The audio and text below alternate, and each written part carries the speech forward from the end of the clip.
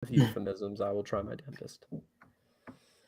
All right, we are live, and I am joined by Mr. Paul Fahrenheidt. Today we were discussing the SACW and his two most recent articles. Before we do that, I'd like to introduce my guest, Paul Fahrenheidt. How are you doing today? I'm doing very excellent. Thank you for having me on, Ampop. Appreciate it. No, it's very good to have you on here, and we're mainly here because of your most recent article, which blew up. You said it got 17,000 views. Yeah, around the last time I checked it, it's got pretty popular. I guess the subject matter brings it about. Definitely with this kind of subject, you'll be getting views. Maybe not for the right reasons, but you will. And so we're going to kind of mainly get into like some of the points you brought up in the first, second articles, and we'll bring up some of the comments you guys have later. So save those in the chat. So what's your kind of time frame for this like conflict? What are you thinking here? Well, so at least what I thought with the article, based upon a couple of factors, not the least of which being the end of the era of Trump, and also the sort of great boomer die-off / retiring, which I think 2030 will be the landmark year for that, even though boomers are retiring and dying exponentially each year. The problem is that, their sort of octogenarian hold on power is going to disrupt a lot of shit within the power structure of the United States in terms of which generations are where. So Gen X is going to kind of get skipped over for two reasons. Number one, they don't want it. Gen X has almost none, if you none in reference to a political will. They have almost zero political will. They are the I don't care, I want to be left alone generation, and that is why they will, quite frankly, just not be agents. They will be factors. But when it skips from the boomers to the millennials and to older Gen Z, that's when I think things are going to start happening again, because for the first time in basically, like, I don't want to say 75 years, but at least a very, very significant amount of time, you will see this sort of a youthful energy, at least more youthful than we're used to, injected into American politics. And that's when all of this energy that's out in the air, all of this how should I say this? This Tinderbox. Yeah, tinderbox is a good way to put it. I was talking to a coworker about this earlier today, and I kind of told him that it's almost like there's a gas leak in the United States, and it's kind of waiting. We're waiting for someone to strike the match, and while we're waiting, more and more and more gas is getting into the room. But it's not gonna. But like most gas leaks, it doesn't go up the second that any spark happens, right? Any spark could light it, but any spark could also just be lit in the one area where there ain't gas yet, right? It's kind of like how in World War I, by about 1910, pretty much everyone and their mother could have told you that there was going to be a European war between all of the great powers. They couldn't tell you when it would start, over what it would start. They couldn't even tell you which exact countries would be involved, other than probably Germany, France, and England. Um, but really, like from 1910, probably even earlier, people knew something was coming because there was just tension in the air. Same thing exists in the United States, and there are people who will tell you that, well, it's always been like this. The United States has always been divided against itself until some exterior threat motivates it. And I try to tell these people, it's like, well, no, that's not how it's going to work this time, because last couple of times, it's always been well organized European countries, European powers, however the audience will decide to take European, to go against. So there was like a semblance of actual resistance, but this time the United States is the undisputed hegemon, and that's why I think the only power to fight will be itself. So that in essence, I mean, I've kind of not really talked about the timeline, but this is really going to start, accelerating over the next couple of years. We've already started to see it accelerate over the last, probably since the first lockdowns, right? Probably since 2016, we've seen it accelerate a little more each year. You had a false start with 1/6, which kind of proved to be a sort of it proved to be one of those sparks or one of those matches, but it was lit in the area without gas. If we're gonna continue on with my metaphor, um, but um, but really, at any other point, this Roe v. Wade thing, that's another spark with gun control. People say it's been resolved. I don't know. I think it's just been put on a halt. They've realized they can't win that battle, and so they're trying to shift attention to other battles they can win. And by they, I mean Team Blue. But I mean, other than that, I mean, probably we're gonna see what we have right now is like a false crisis. Because gas prices and housing prices have really started to go down, right? And the free fall is has kind of ceased. So we could be going into a false recovery of this false crisis. But I also think that I don't believe that the Ukrainian war will be anything other than what it currently is, because I don't think anyone wants to see a world war spring from this, and I don't believe it will. And that makes me a contrarian in some spheres, but I don't believe that Ukraine will end in any other way than Russia acquiring a large part of Ukraine and hoping to get Europe back onto the fence so it can start selling energy to it again. So to kind of bring this very, very long and roundabout rant to a sort of close, I think that 2028, the end of the era of Trump, once Trump gets back into the White House in 24, which is becoming more and more of an inevitability as far as I'm concerned. Once that happens, right, you'll have 4 more years of almost like a breather before we get ready for the really, really, really hard stuff that'll come in the early 2030s. And then once Trump gets out, probably 2030, 2032, maybe earlier, maybe a year or so later, we're going to start to see a kickoff of the scenario, or something like the scenario, or hopefully something not like the scenario that I have outlined. Well, we could hope for that. But what you mentioned before with the Ukraine thing, I mean, I would agree with your take. I mean, if it was going to be the spark for WW3, I mean, I think we've already would have seen it. They would have committed forces, like you mentioned in your article, bringing brigades over to Europe. We're only seeing companies and levels right now. They're not going to use that. The United States has increased its force commitment from 2 combat brigades. So the United States, we maintain our empire via having military installations with units that are permanently installed there. In Europe, our 2 occupational units in terms of conventional ground forces are the 2nd Armored Cavalry Regiment, which is a Stryker brigade. It is a brigade-sized combat force of about 3,000 soldiers that deploy out of the Stryker armored combat vehicle, and the 173rd Airborne Brigade. Yeah, 173rd Airborne Brigade, and that is in Italy, in Vicenza Air Force Base. And that's a brigade-sized element, about 3,000 of light infantry, of paratroopers, and we basically use both of those as our European QRFs, or quick reaction forces. So if something pops off in Europe, 2 ACR and 173rd are basically the speed. So, when we used to war against Russia, right, before this whole Ukraine stuff, if Russia just out of nowhere came west, 2 ACR and 173rd are basically going to be the speed bump that Russia hits to basically buy NATO 3 hours of time to mobilize all of our heavy units, all of our stateside QRFs, or quick reaction forces, and basically start shoving units into Russia. For the audience and for yourself, a good indicator to see if the U.S. is going to actually commit a large amount of its forces to any sort of engagement in some foreign continent. Look at our stateside quick reaction forces, our QRFs, and those are the 82nd Airborne Division and the 101st Airborne Division. Not counting special forces units or quasi special forces units like the Ranger Battalion, or Ranger Regiment rather, like other such units. You look at the 101st and the 82nd. If it's just the 82nd that's gone, you can still kind of hold back, because what happened was day one we sent the 82nd over.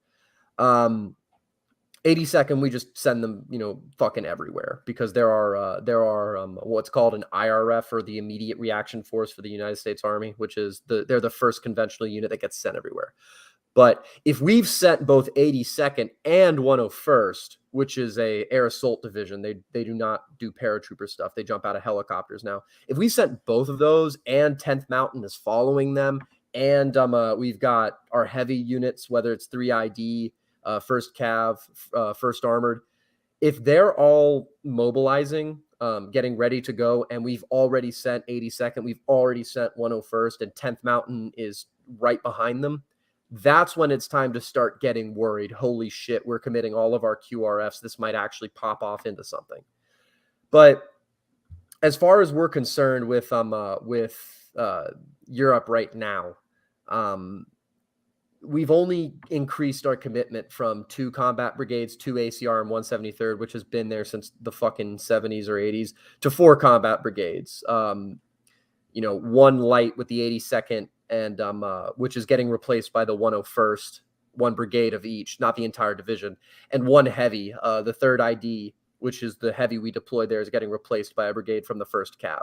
So basically, this very, very, very, very, very long rant about the United States military is here to illustrate that we have not committed, and we've only really just slightly increased the troop. We've doubled our commitment to Europe, but that was from 6,000 soldiers to 12,000 soldiers, which isn't really, I think it's about a division-sized element, which, still is not really anything.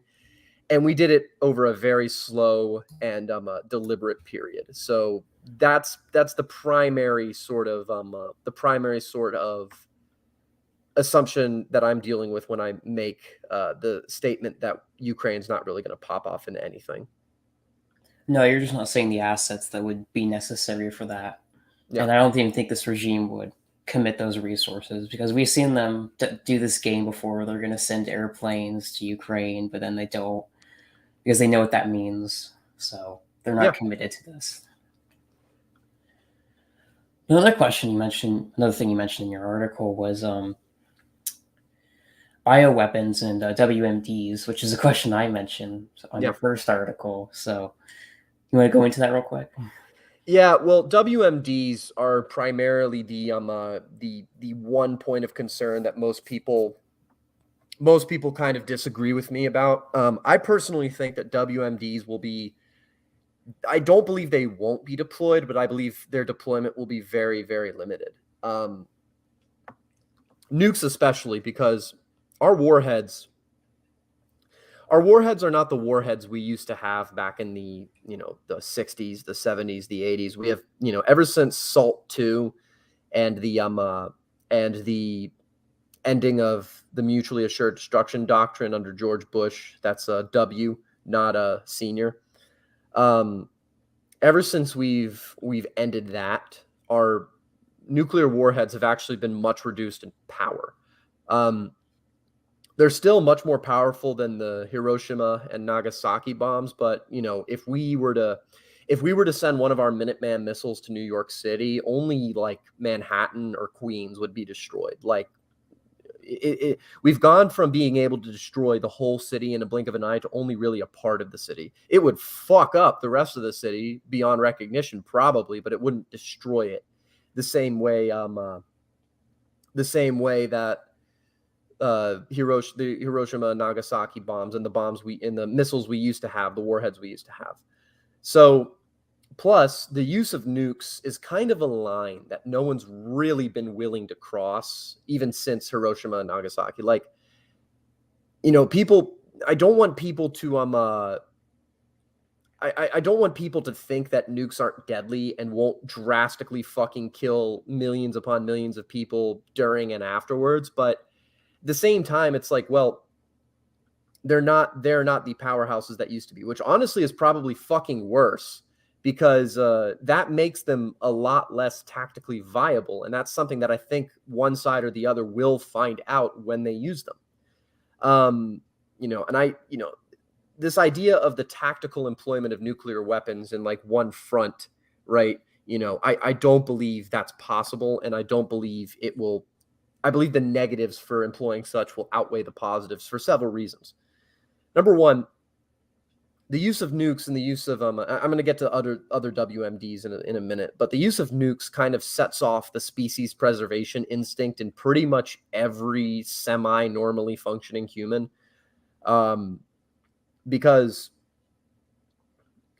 everyone knows what nukes are, more or less. Like almost subconsciously, we know what they are, which is like almost like stealing God's power from him and employing it on the earth. And to the point where people talk about you have fully trained missile crews refusing to fire even when their radar systems are malfunctioning. Like the example I'm bringing up is the Russian, I forget his name, the Russian missile the missile crew gentleman whose scanners malfunctioned, and he saw several ICBMs heading towards Russia sent by America. But it was only 6, it wasn't hundreds, and so he doubted it and prevented World War III by investigating the scanner. And so, like, really, we have trained missile crews who have, in the moment of truth, refused to launch missiles at each other. And I don't believe that any missile crew in the United States Air Force would fire missiles on their own country, period, stop. So to kind of bring this to a conclusion, I suppose, without really discussing, I'm not really discussing ICBMs, nukes in any country foreign to us. I'm really just talking about how I believe the United States and the demographic of people within U.S. missile silos, which I think most people in the audience can imagine the type of the demographic of individual who gets into a United States Air Force missile crew. I don't believe nukes will be employed anywhere near the amount that people are saying they will be employed. And I don't even believe that nuke blackmail will be effective, because everyone will know that it'll be a very strange, I don't even think mad, but it'll be a very strange and sort of agreement between Team Red and Team Blue that, like, we're not going to use nukes. And I haven't really said the reasons, the downsides of it. The downsides for nukes are the downsides for all other weapons of mass destruction, right? And these are weapons of mass destruction are primarily useful when it comes to being terror weapons. That's their main point. It's not the material destruction that they can cause is actually kind of secondary to the morale shock that they give. I said in the article, they're very similar to how the Normans would use a cavalry charge in the early Middle Ages, is that it was such an overwhelming display of force all at once that it would kind of shock the enemy into turning and retreating. And that is the whole point of warfare, is not killing the enemy, but using killing the enemy as a means to break the enemy's will to fight. So WMDs are there to cause a morale shock, to sort of overwhelm the senses and the capabilities of understanding the enemy all at once, to kind of get them to throw down their arms, and really the reason I don't think nukes will be used is that they are no longer that overwhelming display of force that they used to be. But there's still that line that people shouldn't cross. And the first team, whether it's Team Red or Team Blue, that decides we're going to employ a nuclear warhead in this specific location will become somewhat of a pariah for it, one way or another. Like, everyone in both Team Red and Team Blue territory will kind of look at them and, like, know they crossed the line. They were the first ones to cross the line. And that's what I mean. It's like that's my whole thing with nukes. I just because nukes are so baked into the consciousness of the United States and within living memory of people who went through the Cold War and the sort of ritualized fear and terror drilling of it, I really don't think that they will be used to the extent, because I think there will be enough boomers and enough Gen Xers and enough early millennials alive to understand and know what comes with the use of nuclear weapons. Would you like to interject anything before I go into the other WMDs?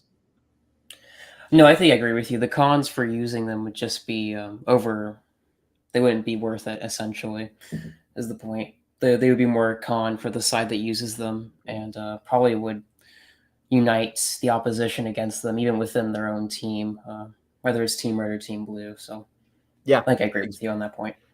exactly. However, biological and chemical weapons, I'm a little bit less optimistic about, because the only thing preventing their employ is with biological, right? I do believe that teams, especially, I think actually this is a tactic Team Red will try to use, due to Team Blue having its population concentrated in so many sort of urban environments. Team Red will attempt to employ biological warfare against Team Blue, whether it be, I don't know what kind of viruses or diseases or other such things will be employed, right? But stuff that it will basically affect the sort of siege atmosphere that will arise from, I believe, red armies besieging blue cities. I believe Team Blue will also attempt something similar, although they'll have, because Team Red's population is much more disparate, is much more spread out, it'll be a lot less effective. A sort of similar principle applies with chemical weapons, with nerve and gas attacks. Those are another, similar to nukes, actually. Those are another one of those things that is there to cause morale shocks, right? Gas attacks is there. Even in World War I, like the gas that was mostly used, I believe, was mustard gas, which doesn't, I've inhaled mustard gas. I've been in a gas chamber more times than I can count inhaling mustard gas. And all it really does is just start burning at your skin and your throat. And if you have extended exposure, yeah, it can do some real fucking damage. But if you get in and out quick, it's really just like it's a really painful experience. I'm sure sarin and tabin and other sort of nerve agents are a lot worse, as well as I think actually blister agents. Blister agents are fucking terrible, dude. Like if anyone in these spheres is an Army chem officer or has ever been through Army chem training, they know firsthand how bad blister agents are. But it's terrible. I mean, it's anyway. It all exists. It's all here to cause morale shocks, to sort of turn your stomach, to make you remember this, to make you feel terrified, fearful, and powerless against the person using it. But the thing is like, it's that line. It's maybe a line people will be more willing to cross with chemical and nerve agents, because the U.S. government has more demonstrated it is more than willing to perform chemical gas attacks or other such things in order to gain propaganda victories. And I don't think it will be any different into ACW. But really, it's this whole point, the same point I made with nukes, applies to both biological and chemical warfare, in that the cons, the downsides, the pariah making abilities, the destruction of de jure power, right, of whichever side starts using it, that will prevent their widespread usage at scale. You will almost certainly see it used in limited environments. You will see both sides. Maybe you'll see it used and you'll see sides denying it. That's when you'll see it probably used once or twice or a half dozen times. But really, I don't foresee its widespread use as much as people may think. And with biological, you have the added fact that if you do it like China did in Manchuria, China had the benefit of having an ocean between it and Manchuria and the rest of China, right? So most of the diseases that I think it was Unit 331, I might be incorrect, but I think it was Unit 331. The bubonic plague and other such diseases that Japan released onto mainland China. I don't believe that Team Red or Team Blue will do the same, because even though Team Red is geographically contiguous and Team Blue is kind of split into a couple of islands, still you will have people traveling between those islands. You'll have soldiers traveling between those places, dead bodies, all this other stuff will transmit these diseases that will be unleashed. And so you have the very likely scenario in which one side releases a disease or another side releases a disease, and it won't really, it'll have knock-on effects of eventually getting back to your own population. Now, long-term consequences are kind of something that goes out the window during war in exchange for short-term benefit. That's almost certain, but really, I just don't, I don't believe it will be as widespread as it will. And I could be wrong on all of this shit. Like, we could have some real, like, inhuman sociopaths running things. The thing is, though, is that inhuman sociopaths tend to be really fucking bad at waging war because they have no concept of consequences. They have no concept of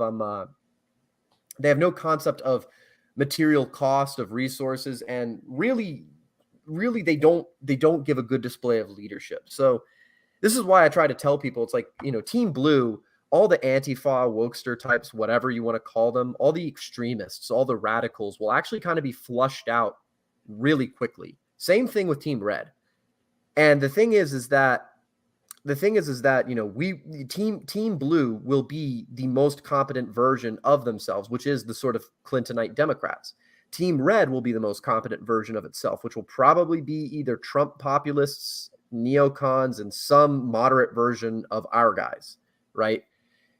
And because all sides will generally be at their most competent, right? All sides will generally have a sense of the knock-on effects of WMDs and how really the morale shock you get from them is not worth the consequences you get from employing them.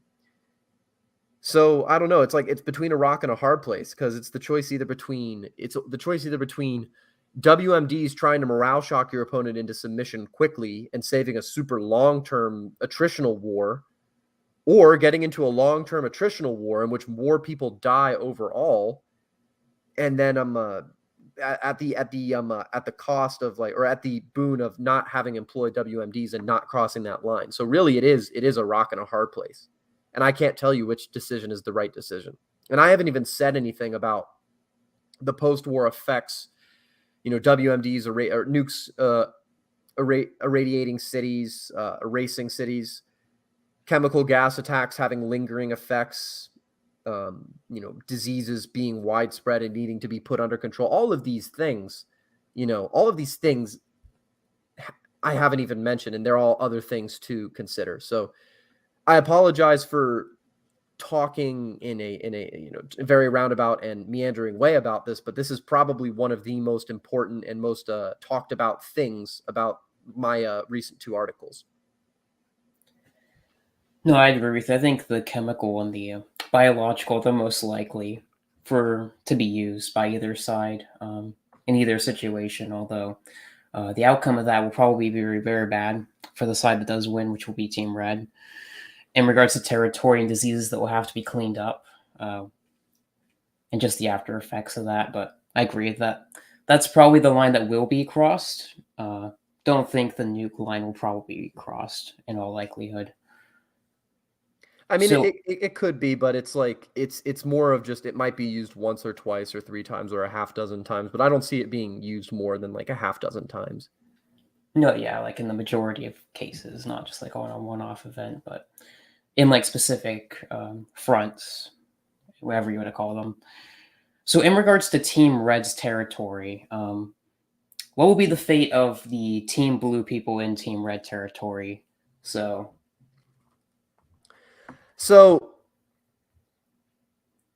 I'm a bit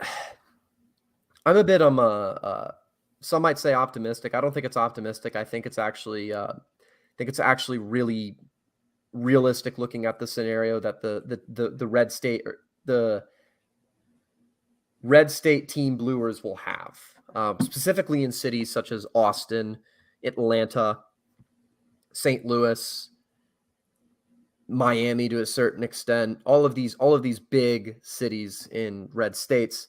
In the case of Austin and Atlanta are the seats of a red government, and they can very easily be put under military occupation within a very short period of time. So I don't believe that there will be sieges of blue cities in red states. I find that highly unlikely. Number 2, the Team Blue states are not stupid. They know as well as anyone else does where the wind is blowing, where they are at. And they will go with the path of least resistance, which is begrudgingly parroting the lines of Team Red. This is actually, there will be a similar effect to the blue state or Team Reds, right? The ones that are beyond the immediate borderlands with Team Red states, right? The sort of the hinterlands of the great cities like Chicago, like Milwaukee, like Boston and New England and all that, right? They will get with the program of Team Blue because Team Blue will have the population and the initial control and the infrastructure to exercise control from these urban centers on these red hinterlands.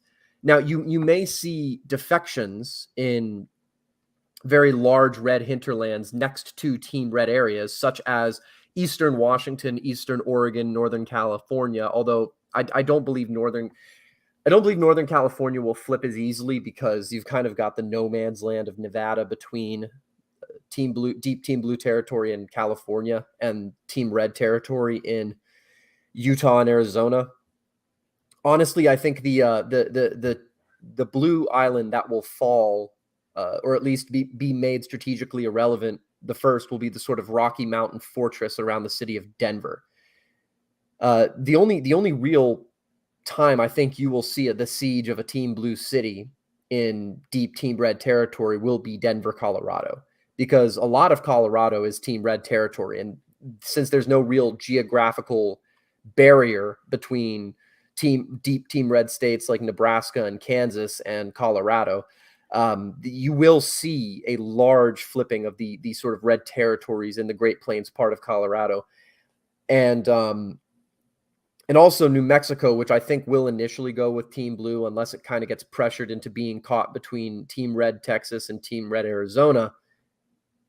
Unless Arizona going Team Blue is also a possibility, but in essence, I believe that all of these red hinterlands in the Pacific will probably flip Team Red sooner rather than later. And the war in the Pacific side will look more like a sort of the blue island in California and Washington and Oregon will kind of hide behind the Cascades and the Northern Rockies and the Sierras and Death Valley and the Mojave Desert and all of that. Patrolling the Mojave will almost make you wish for a nuclear winter. You'll also see probably Southern Illinois, which is the downstate Republicans in Illinois have always kind of been discontent with direct rule from Chicago. So they might flip to a more St. Louis centric area of trade simply because St. Louis is the most likely choice of a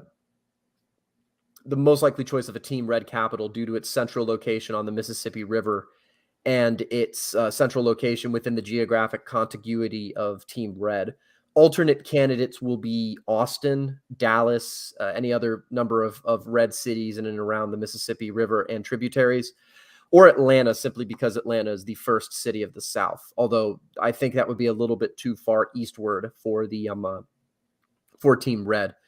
But you could very much see the switching of trade routes from Chicago down to St. Louis because it's a big city close enough to these downstate Illinois farmers to get their goods to, which is going to be actually a very large factor in which Team Red areas will convert. So you could see Southern Illinois, Southern Ohio and Indiana, even if any of those states go Team Blue. Illinois will probably go Team Blue initially, but the red parts in the South will probably all flip. But you could also see red Minnesota flip against Minneapolis, red Wisconsin flip against Milwaukee and Madison and Green Bay, and you could see all sorts of stuff like this, right? You could even see red Michigan in the Upper Peninsula flip against the rest of the state, and that actually might very likely happen. But the thing is like it's all a matter of how quickly Team Red and Team Blue move to contest and establish and consolidate their territory in the days, weeks, and months between Team Red and Team Blue are now official state actors and the war has started. Much like how you had secession in the one ACW, you had like a period of almost a half a year between, I believe the election of Lincoln was in November, if I'm not wrong. And the first declaration of secession, I think, was in December. And it wasn't until I need to look up Fort Sumter again. It wasn't until I think spring. It might have been May where Fort Sumter was fired upon. Let me double check so I'm not leading the audience wrong. I think it's spring as well, but hold on. So it wasn't until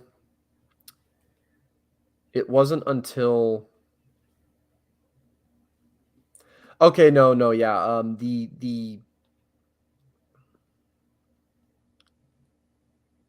Yeah, it wasn't until April. So the war did not start until probably 4 or 5 months after the first secession was declared. So you will see sort of maneuvering and consolidation in the months and weeks prior to the war as the battle lines get drawn in specific. You may see states flip. You may go one way or another. You may see part of states leaving other part of states and all of that, right?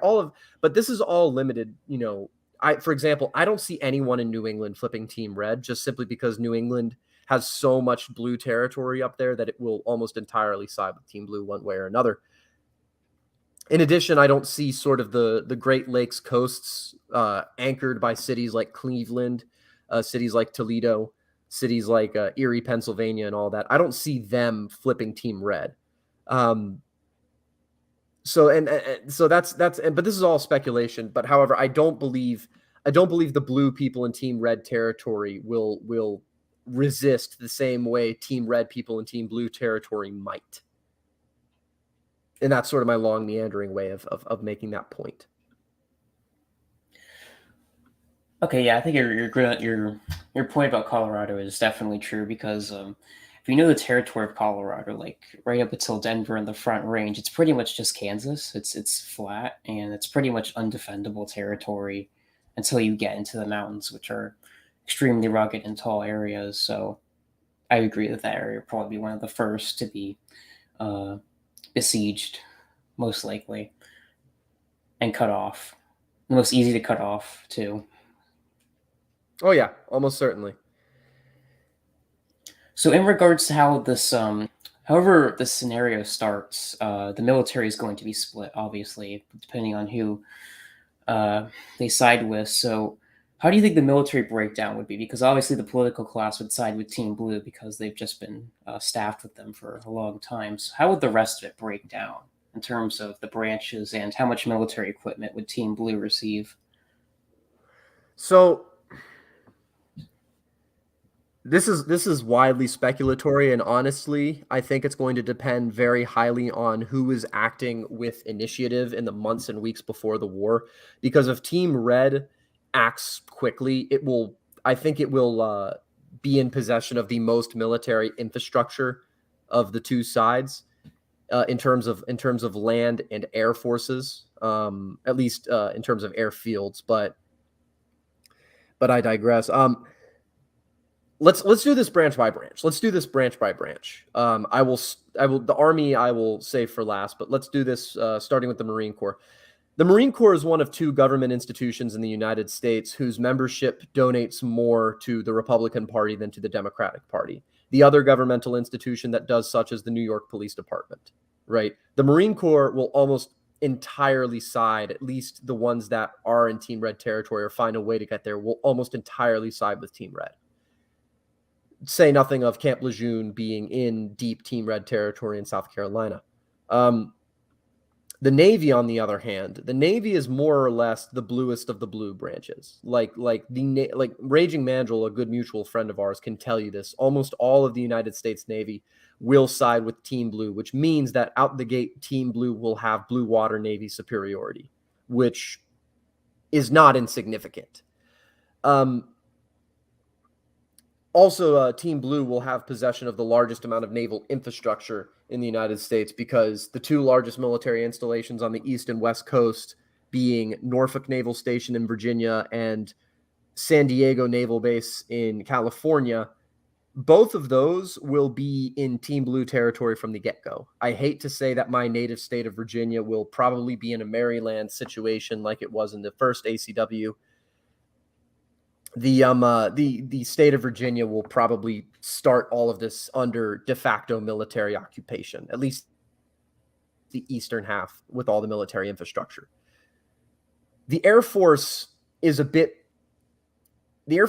hard to determine because it's actually the one with the most capability to relocate in the coming months.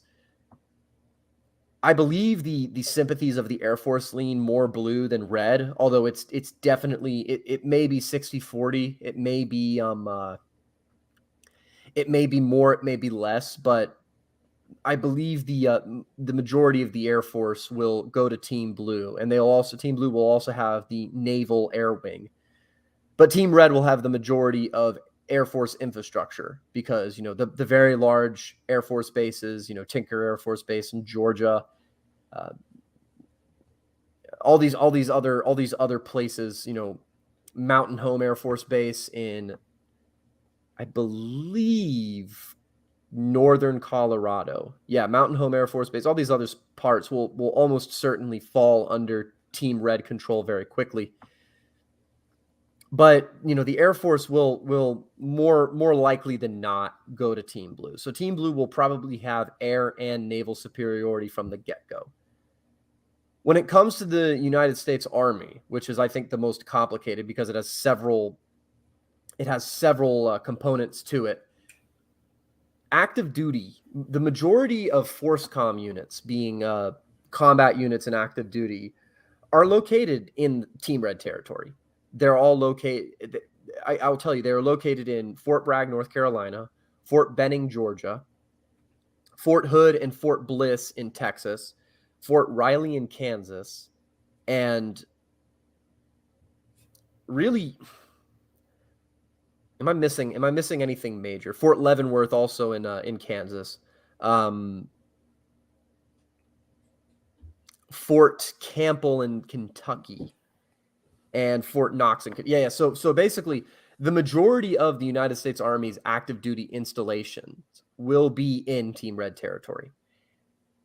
That does not mean that all of the units there will flip Team Red, but that also doesn't mean that none of them will flip Team Red, because location really will. Honestly, where you find yourself when this thing pops off may go a very long way towards which side you stick with, at least initially.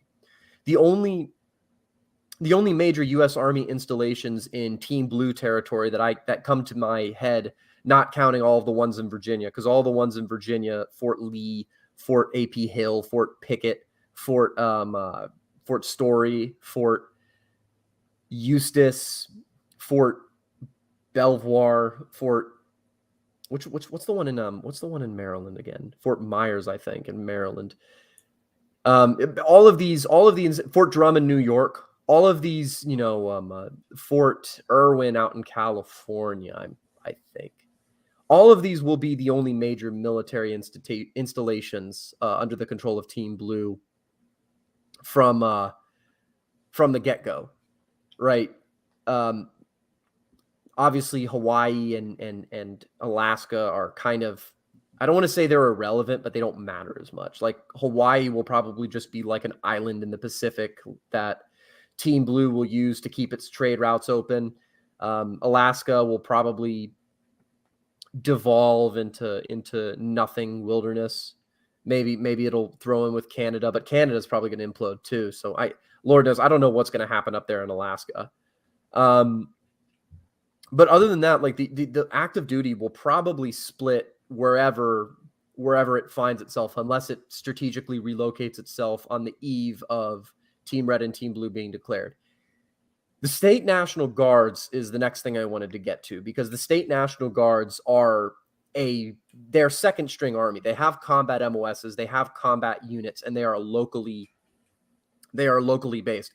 And I can say with almost absolute certainty that every single state National Guard asset will go the way its state does, right? So, the Georgia National Guard will go Team Red.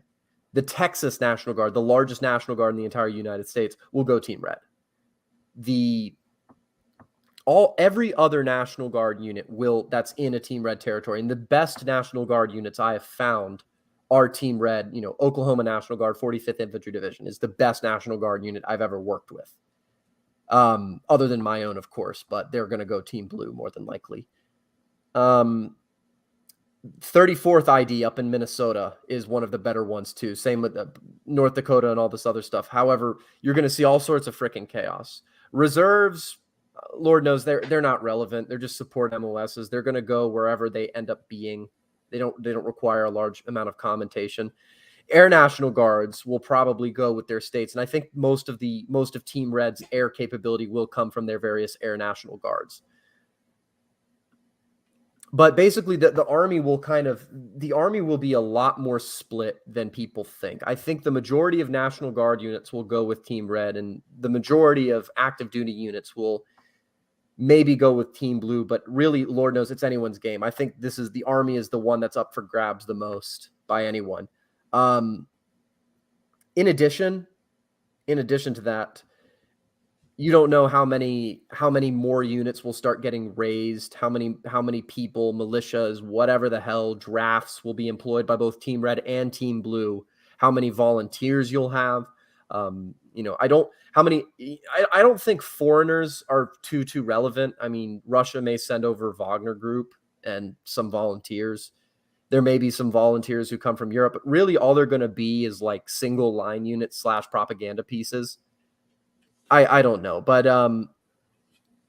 Lord, no, I all I can say is the broad strokes of what might happen based off of probability and based off my knowledge of the United States military. That seems to be how it will generally break down. The high command, meaning the Pentagon people, they'll go entirely with Team Blue, but they haven't been commanding anything since before the Gulf War. So really, they're only in that authority positionally. No one really knows nor cares about any general's name in the Pentagon other than to curse them. So you'll see probably, state adjutant generals going the way that their states do. And then from that, Team Red will probably establish its own sort of high command based out of maybe St. Louis or elsewhere. That's kind of where my speculations on it end. All right.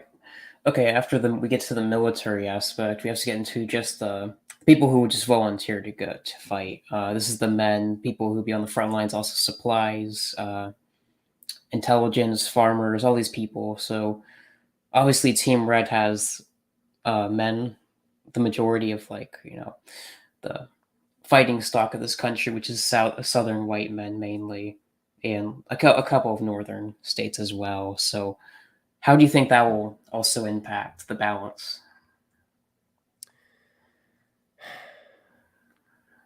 I'm sorry. Could you restate the question? I didn't quite get it.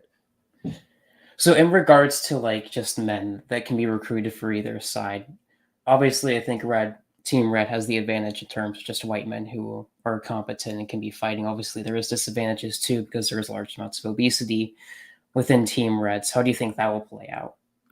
Well, believe it or not, I actually think that Team Blue from the get-go will have more white men.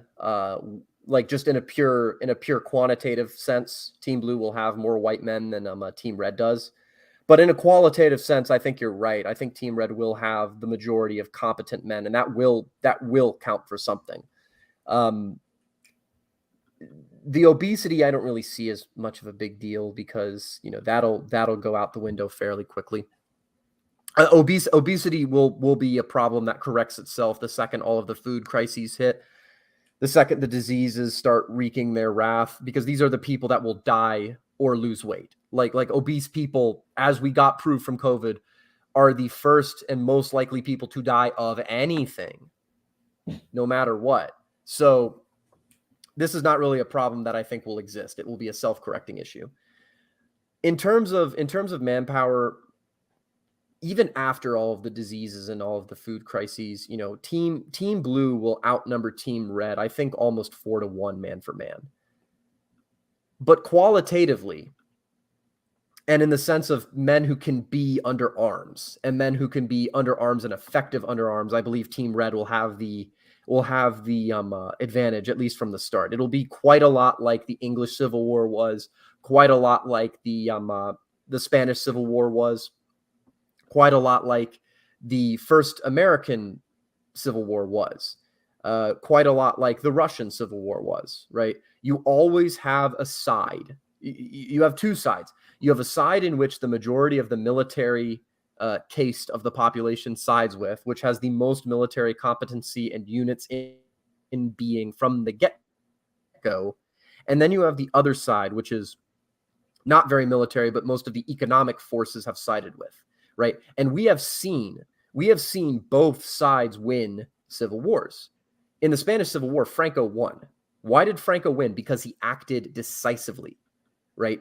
What the key to the side with the military infrastructure and the competency and the units in being and the command, the key for them to win is to act as quickly as possible to take over as much territory as possible, because they have the best means of doing so, right?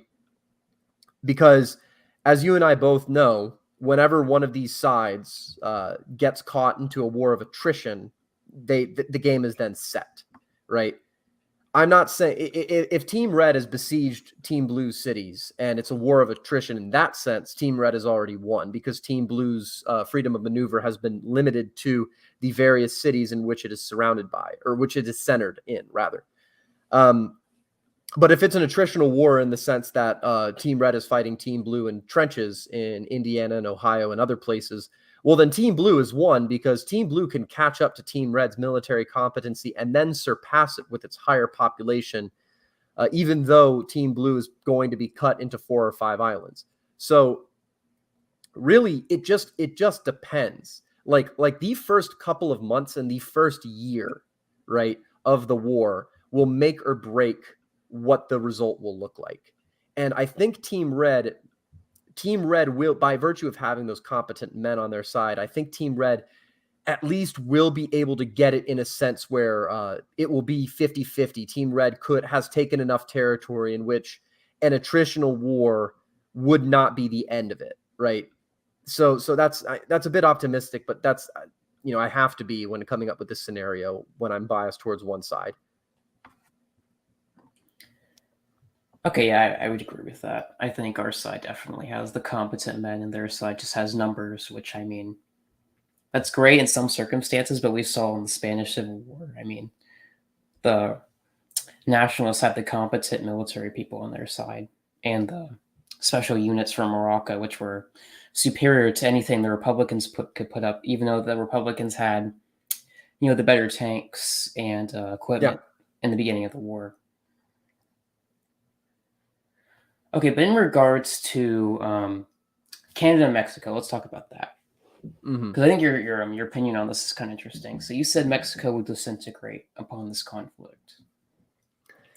Actually, I don't believe Mexico would disintegrate. No, sorry, Canada.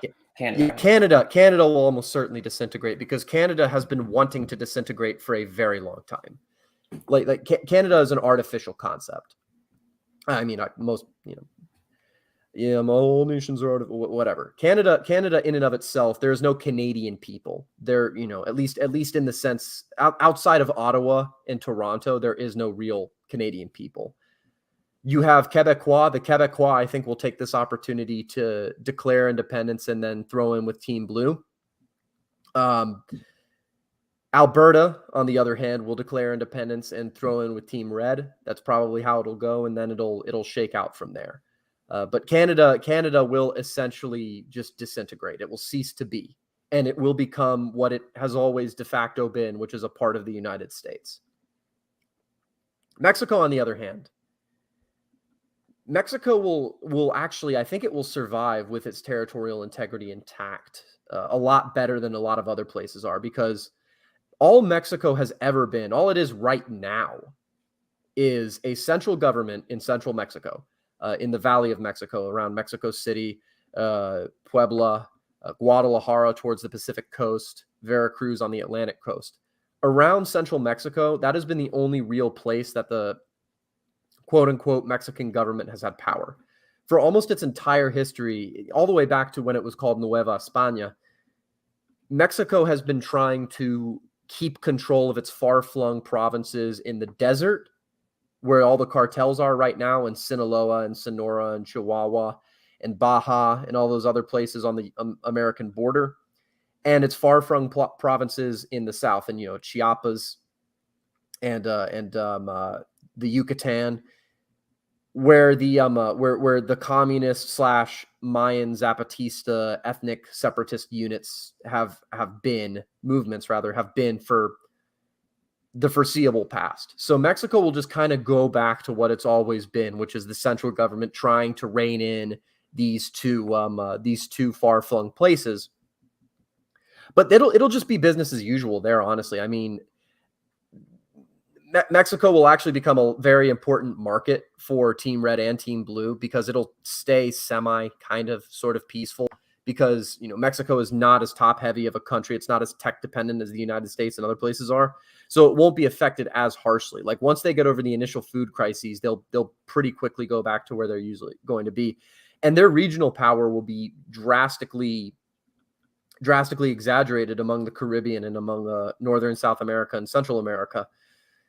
Also, I think China will start pushing into that market as well. But basically, Mexico will get out of this a lot better than it'll get out of this the same way it was in the first American Civil War, when you had Maximilian in charge trying to rein in was it Felipe Juarez? No, it wasn't Felipe. I know it was Juarez. I don't remember his last name, but Mexico will do fine. Mexico will comparatively, at least, will do fine. Okay, yeah, I see your point there.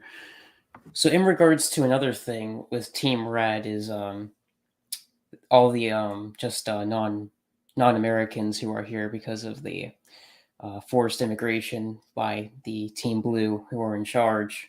So what do you think will happen with those people? Because there is a lot of them.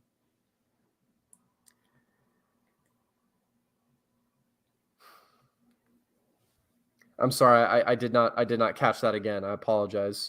No, it's fine. Could you say that again? So what do you think was going to happen with all the non-Americans who've been brought here since 1965 by Blue America in attempts to cement their power in Red America? It depends. It depends on where they find themselves, and it depends on what they're willing to do. I mean, a lot of them, I think, will just simply die because they are not established in the country the way other people are. A lot of them are concentrated in urban areas. And the ones who don't will probably get conscripted into units like everyone else. But the ones that have ways back, the upper class ones that have an exit, they will return to the countries where they came from, or they will run to Mexico, or they'll run to Canada, or they'll run to safer spots in Team Red or Team Blue. But most of these people who aren't established here, the ones I'm not counting like New York City Italians or Irish, because they're basically established here. They've been here long enough that they could get out of it. But if you mean the recent immigrants, the post 1965 ones, they'll probably just end up being factors. They'll be material used by one side or another. I talk about the populations that you would find in the Mississippi Delta and the Black Belt as kind of acting like the same way deers and rocks and trees will act during the 2ACW. And quite frankly, I think that's going to be a good way to apply to a lot of them. They will just act the same way deers, rocks, and trees do, which is they'll continue existing. And they may be used just like a rock gets used for cover by a soldier, or a tree gets cut down to build something like a rifle or a house or whatever during the war, or a deer gets killed for food. They'll get used the same way, right? The key is whether or not they are actors or factors. And I personally think that they are factors and not actors. Okay, yeah, because a lot of people, especially in our sphere, tend to think that these people would just be assets for Team Blue, but it's a little more complicated. So I guess your point there, it depends on where they are and who is in control of that area with regards to how they will be used as factors. Oh yeah, almost certainly. Okay, in regards to any roles that foreign nations would play here, do you think any of them would send supply? Obviously, they would send supplies to the coastal Team Blue areas, but Do you think Team Red would have foreign allies besides Russia? Well, it's kind of up in the air. I mean, China will almost certainly be supportive of Team Blue as much as possible. Russia, Team Red, for similar reasons. I don't know which one will come out. I mean, China will have to deal with the fact that it's basically the supermajority provider of most of its food, will no longer be sending regular food shipments, and that will not be good for China. So China will have a lot of internal issues it will have to deal with, as well as the rest of the world. So really, just to kind of answer your question directly without going into a long diatribe, I don't see any major power committing to ACW in any depth, and in any decisive matter, because if you take Team Red and Team Blue, and even if you split them apart, Team Red and Team Blue are still the first and second biggest economies worldwide, respectively. Yeah, they're massive. I think California alone is the fifth world's biggest economy, just California by itself. So, and a lot of the red states are bigger than most European countries or comparable in terms of their economic power. So I see it actually. Something you mentioned in your article was that the scenario would just dramatically destabilize the rest of the world, and they would face a sort of global Great Depression. So globalism will effectively be over. You will see places like Russia and China attempting to grab the scraps of various regional powers. China will make a move, or if it can manage to do so, China will try to establish dominance over the Pacific. If Japan is capable of resisting them, they will do so. But that's a big if. Russia will make a mad dash for Europe to have an energy market, and Europe will probably welcome them, because Europe has been ruled over by a foreign power in the United States or not so foreign power. I don't think the United States is that foreign to Europe, but Europe has basically been under the control of a larger power for so long that if Russia comes in and offers to give them 50% of what they used to have in exchange for chaos, or in order to prevent chaos, if it's either that choice or chaos, is what I mean to say, Europe will accept Russian overlordship, at least temporarily. Yeah, I like what you said about Germany. They wouldn't accept Germany because Germany is just too stupid, and the U.S. has pretty much destroyed that chance of any of them Germans reclaiming their hegemony over Europe, which is kind of sad. But we've been going for an hour now, so I think I'll get into the comments here. So if you guys have any questions you'd like to ask Paul, please put those in the chat. Just at AP, ask me a question, and me and Paul will get to those. But I've really enjoyed our conversation so far. It's been pretty interesting about this scenario, and obviously the things that would happen during it would be monumental for the history of the world. Yeah, I think it'll quite frankly, I think it's the crisis that'll bring about sort of the next epic. It'll be like the next epic. The zeitgeist is shifting, but not only is the zeitgeist shifting, the epic is shifting too. So you're going to see, this will probably be the way that the Nuremberg world order comes to an end. There's one good thing that comes out of it. It's that the GAE will die effectively either way. I've always had an issue with calling it the GAE, because that's, I think, is a misnomer. That I think is a psyop, in order to make people think that it's not who it actually is. And no, it's not. It's not the group of people think I am referring to with a euphemism. It's not them. But no, I don't think it's been American since 1933. So Rami says, my team red, my team blue. What about team white? So I actually talked about this. I talked about this in my article. It will not be a war that he is imagining. Team white is always the first one to turn on each other. Like I'm sorry, dude, but like we will. I was making this point on Twitter, but whites will kill each other in the millions and billions, because they actually see each other as humans, but they will not do this to non-white peoples because whites don't actually see non-whites as humans. None of them do. We see them kind of, subconsciously as either children or house pets. And obviously we can't stomach killing children or house pets. We can stomach killing each other, though, plenty fine. So Team White will be more or less split between Team Red and Team Blue. Yeah, definitely. You see this. You'll see this with like the females who are obsessed with dogs instead of having their own kids.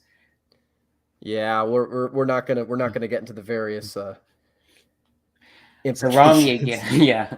Romney says if the Civil War, World War III will happen, then establishing a country and government with our people as priority is possible. It is possible from the Team Red perspective. It will certainly be a faction within Team Red.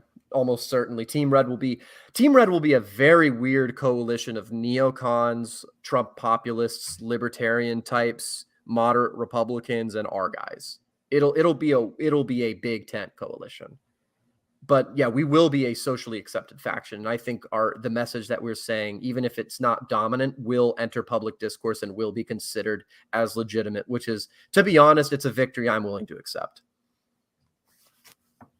Yeah, I am as well. As long as it guarantees us victory in some way. Vingle says, I'm not convinced the battle lines will be Team Blue versus Team Red as we know them. Well, Vingle, I don't know what to tell you, man. I don't think there's any other way I don't think there's any other way to determine the two sides of this country other than Team Red and Team Blue. Like, you can't split it up by race. You can't split it up by region, right?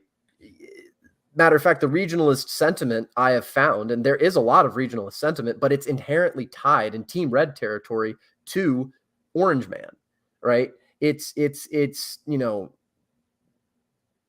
just don't know what to tell you other than it's the only and the most simplest way that I can see how the country is split up. Like you go like for example, go to any bar and you will find a MAGA Q boomer, or you'll find the triple vaxxed soy boy, and all of those are intrinsically tied to red versus blue, right? I really do think that this is almost a metaphysical battle between you could say patriarchy and matriarchy. You could say liberalism and illiberal. You could say all sorts of stuff, but I can't see any way. The only things that the normies understand, and really at the end of the day, the only thing that matters to us is red versus blue. Yeah, I don't see other distinctions that work as well as that. They're just simple to understand.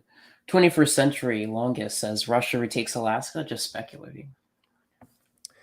It's possible, but I don't see what Russia would gain from doing it other than just a large swathe of territory it has to patrol alongside the rest of its large swathe of territory that America will probably demand back as soon as they get out. So really, I don't see it as worth it.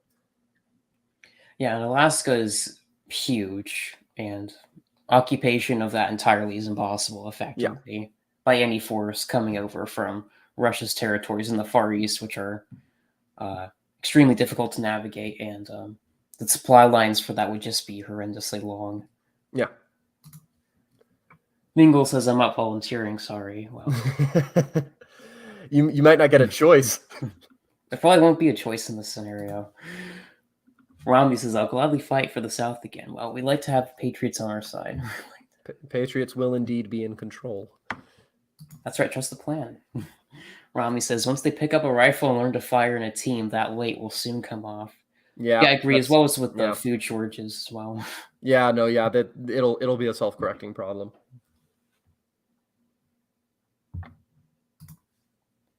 The first post-national country, according to Trudeau, referring to Canada. Yeah, post-national, as in post-existence.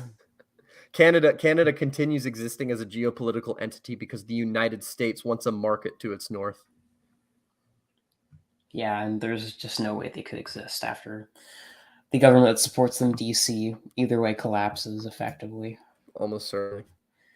Minoan says Mexico, it's hard to predict as there are many factors at play, agreed. Lots of factors there in that territory. Yeah, Mexico will, I think it'll just go the way it's always been. It would be a wild card, to say the least. It'll be the Wild West. Yeah, well, the wireless back in the 21st century. Oh yeah. Doingus says this is all purely hypothetical and likely. A second, ACW wouldn't happen by terms of red, we blue. It'd be by force or either racial breakdown or economic breakdown. Well, I hate to tell you, but it's like Team Red and Team Blue is how all those things get manifest. It will not be by race because, oh man, I don't know. I don't know if I can say this without getting your channel. Races that don't come from a certain area simply do not have agency. They are deer, they are rocks, they are trees. They do not act the way that people like myself and American populist act. And if you can't understand that, then I'm sorry, right? But there won't be a war the way that many of you think there will be, just simply because they are not capable of perceiving that. No, I'd agree with that. Rami says, nevertheless, we can make the country in our own vision during the chaos. I mean, maybe not as much to our vision as you'd like, because keep your friends close and your enemies closer and all that. Well, our friends and enemies will be on Team Red. Distinction will be made for you, essentially. Spindley says, how likely is a civil war compared to national separation? I don't think national separation will occur. A lot of people think it will. I don't think it will, simply because Team Blue does not want to lose its control over Team Red is more than willing to do the separation thing, but Team Blue will not. And because Team Blue will, I think the way it'll shake out is Team Blue will almost certainly claim to be the legal, legitimate continuity of the pre-war United States government. They will claim that they are the government. Team Red, I don't think will claim to be the government. No, and they'll have most of the army on their side so they can get that title. Nolus says greetings. Well, greetings as well, Mr. Nolus. No one says Vingo will hide in a faraway fjord.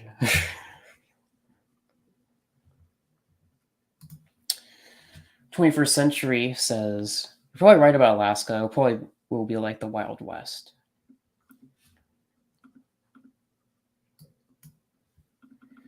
Noble Crusader says, we could see Quebec gaining independence due to this war. Yeah. That's very, very possible. They'll probably throw in with Team Blue, too. And ultimately, the outcome of the war decides how that will be respected. Okay. Joshua says, howdy, plebs. Is that Mr. Ham from Texas? Of course, I've had him on my channels multiple Oh, times. lovely. Yes, I've spoken to you before, actually, I believe, over DMs. No, Josh is a very good guy. No one says, what will actually real quick, Mr. Ham, I will likely be relocating to Houston within the next 6 months. No one says, what will SACW do to Europe? Fucking break it. Yeah, Europe is already fragile as it is right now, and they're already shooting themselves in the foot with the gas shortages and the food and the migrant flows, which are already starting to happen. So it'll only get worse for Europe.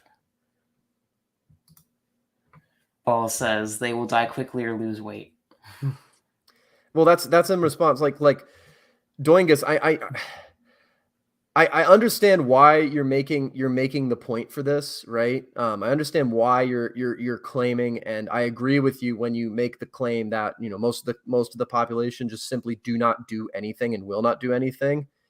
But my man, it's not them, it's not them that decide things. Really, it's the elites that are kind of moving this way, and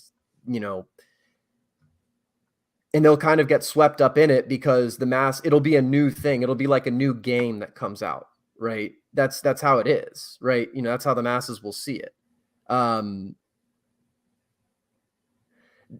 In addition, you actually, I think the point you've just made is when you say there's no violent contrast between parties, right? I think I've actually gotten to the heart of the issue that most people who have an issue with Team Red and Team Blue have. I am not talking about the Republican versus the Democratic Party. That is not Team Red and Team Blue. There are team blue Republicans, and I actually think like there are much less, but there are team red Democrats. This is more in line with the metaphysical difference between team red and team blue, between the issues that they support and that the other side supports. It will largely be along, quote, party lines, unquote, but all that political parties are a means to measures, all that political lines are a means to measure is party lines is a means of a political sentiment, right? There is a massive violent contrast between those who would be on team red and those who would be on team blue. And you can very well know when you're going into one side's territory or another, but it will transcend the Republican and Democratic Party. It's, as a matter of fact, the colors don't even belong to either party. The parties have just kind of borrowed the colors. Yeah, it's essentially going to be a moral fight, essentially between the people who don't favor the LGBT stuff, which includes pedophilia, and people who support that. It can be a great distinction in your mind. Yeah, exactly. Mingle says, oh, sorry. So Mingle says when you said break Europe how, not trying to contradict the claim, just curious. So Europe has almost zero manufacturing located within it, and the manufacturing it does have is dependent on external natural resources, primarily provided by the United States and the United States-backed global trade system. As soon as the United States leaves the equation, right, Europe just goes into a collapse. Like, it has no raw materials to make its small amount of manufacturing, and and in addition, it has no market to sell its goods to. We're seeing right now, just off of embargoing Russia, Europe's gas prices have fucking skyrocketed. So all that's really going to happen from it, all that's really going to happen is that Europe will go into an economic and resource collapse, basically, and Russia will be the most nearby means of alleviating that somewhat. Yeah, they're the most applicable next food power for Europe and energy supplies as well, which is something you said in your article, which I agree with completely. Noah says the Spanish Civil War is arguably the conflict that any potential civil war in the West would most closely resemble. It would be transnational in scope, so factions as opposed to nations. Yeah, that's pretty much, you've hit the nail on the head, Nullis, right there. That's pretty much how it's going to look. You will have, nations and ethnicities tend towards one side or another, sure, but otherwise he is completely correct. It will kind of be a team red versus team blue thing. And I don't think it will be a national divorce type of thing, because both team red and team blue see themselves as the real United States. And I mean the territorial integrity of at least the lower 48 of the United States. So this will not be a secession. This will be for the grand prize, winner take all. Essentially, that is the result of all civil wars, is total control. Oh yeah. Dwayne says, unless some elites are the actual good guys. Well, I think the elites that Paul was mentioning, he mentioned this in the article, is the local elites who would be in Team Red, not the Team Blue elites who are currently ruling over us. So the thing, a mistake that a lot of people in this sort of semi-AA sphere make is believing that the elites are a monolith. The elites are not a monolith. There are so many competing factions of elites. There are caucuses, there are local boys, there are clubs of friends from college, there are ideological groups, and they all intersect and cross with each other. Some elites are their own faction, right? Musk and Thiel and Carlson and other people are an example of this. But what the problem is, and I mentioned this in my article, because the competency and political wisdom of the federal and global elite in the World Economic Forum has basically entirely dissipated, the unfortunate circumstance that they have, I'm sorry, Mano, and I just saw your comment, the elites will be warring as well. The elites, this will be an elite versus elite war, right? The unfortunate circumstance that the federal and global elite have placed the red state level and regional level elites, let's say the Texas oil elite and the farming and agriculture elite and the manufacturing elite, right? It will be the federal and global elite have put those local elites in positions in the position that this local elite, this local red state elite, has to choose between support the global and federal elite, right? Or continue being local elites. That's not much of a decision to make, really. It is by supporting the federal and global elite, the local elite no longer survive as an elite because the federal and global elite have made it their entire policy goal to eliminate the red elite. What do you think the Green New Deal, quote unquote, is? It's meant to take power away from the primary means of red elite, which is petroleum, which is manufacturing, which is tangible things. That's kind of my whole thing with it. Yeah, exactly. They're going to strive for their interest over the current elites, which are against their interest. So it just kind of makes sense.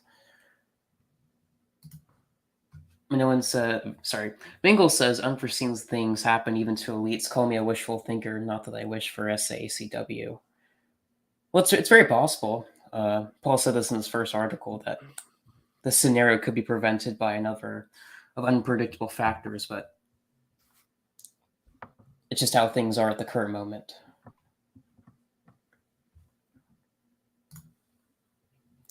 One could compare it to the U.S. Civil War. Instead of states' rights, this would be national rights versus centralized global control. Maybe that could be one probable narrative that you'll see spun. But I don't think either side will claim to be the global side. I think what you'll see the most complex, I don't think anyone will talk about the UN or the World Project or anything like that. Team Blue will claim that they are the legal, legitimate continuity of the pre-war United States government, and one of their names will probably be the Loyalists. And Team Red will claim to be the real United States. They may also, I don't know if they'll claim to be the government, but they'll claim to be the real America led by some Caesar figure or triumvirate or something to that effect. I don't think it'll be national versus global rights. I think that's a smokescreen. No, that's probably just propaganda that we're conveying with these people and what they promote compared to what they actually stand for. So, Paul, this was a really good conversation, and I think we're going to head out in a second. But is there anything you'd like to show for we in the stream today? Just my Substack, paulfahrenheit.substack.com. I think you can find the link in the description. You can also find my my Twitter at CavKingPaul on Twitter. I have a Telegram channel that I don't have the link for handy, but it's just called Hotel Fahrenheit on Telegram. It's an open room. You could probably look it up and catch it. Otherwise, just, I have a trip I'm planning for July the 30th. But that'll just depend on what time things happen. But I'll release more information on that later on. But otherwise, feel free to hit me up on Twitter anywhere, and I will happily respond to any messages I get. But that's all I got. Oh, no, just to clarify, Noah says, when I say national, I mean the scope of interest. Well, Paul is right. It wouldn't be explicitly communicated as such. Both sides will seek local legitimacy.